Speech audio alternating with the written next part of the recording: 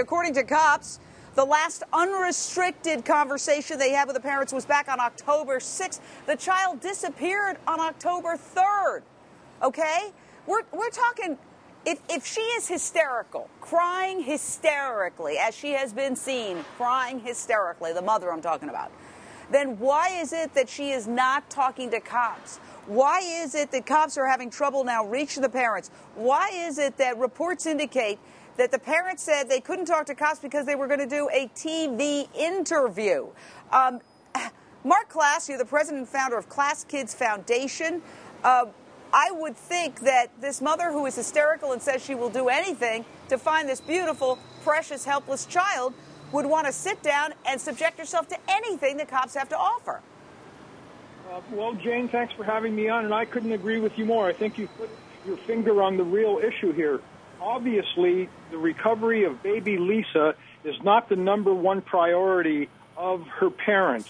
They won't let their other children be re-interviewed because they don't want them to be traumatized. That's certainly not putting baby Lisa first. They're not talking to the police. That's certainly not putting baby Lisa first. They've hired a lawyer to represent their own interests. That's certainly not putting baby Lisa first. This is becoming very troubling. They're making horrible decisions and terrible choices as this case moves forward, and it's not making them look any better at all.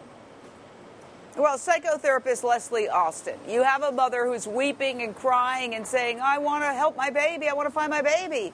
Then we hear quite a few days later, now we hear, oh, she's been drinking. Mm-hmm. She was drinking the night that her child disappeared. She had more than 5 glasses of wine. We've also learned that she was on anti-anxiety meds, according to published reports, which experts in addiction say, hey, you take wine and you add anti-anxiety meds, it's like supercharging the wine. It's like almost doubling the intoxication.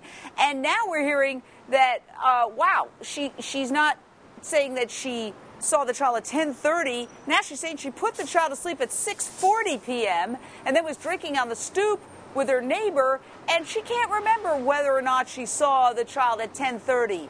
These are inconsistencies. What do you make of how the mother is conducting herself?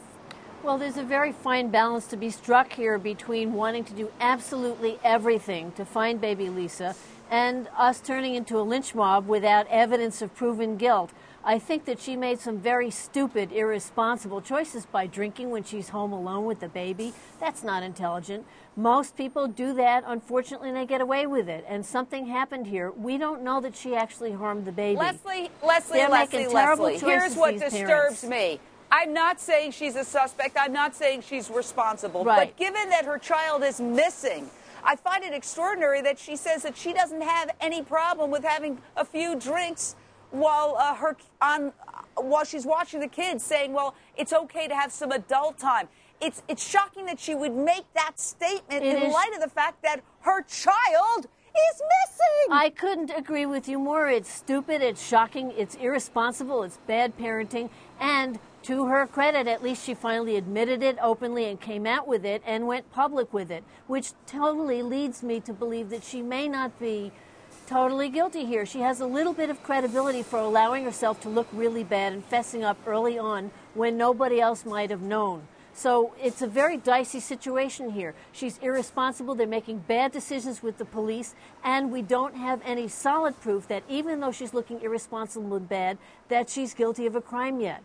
I do hope that they talk more with the police, though. I really do, because it's the only way we'll find that baby. According to published reports citing the cops, they are not. And I want to bring in the attorneys, Ray Giudice, defense attorney, Remy Spencer, defense attorney. Listen, I'll just give you the recap here, and I want your analysis, and maybe we'll start with Ray. Okay, the child disappears October 3rd, the last unrestricted interview October 6th. Then on October 8th, Mom reportedly stops the questioning. And she's invited on any time. If you don't think we're getting it right, lady, come on, we'll talk to you. We'll get your side of the story. We want to be fair here. We want to get both sides. But this is what they're saying. The last unrestricted chat with the parents was October 6th. The last time that they really talked to her was October 8th, at which point she becomes uncomfortable and stops the questioning, Ray. Why? Jane, forget the idea that the legal process starts at the time of her arrest or an indictment. In today's 24/7 cable world, the legal defense starts moments after the initial questioning by the police, when it becomes adversarial, when they start accusing, when they start trying to set up conflicting statements between the parents and repetitive statements. It is game on for these folks. They are not only done the right thing in hiring excellent, nationally known counsel, but they may also want to consider hiring separate counsel so they can each defend themselves.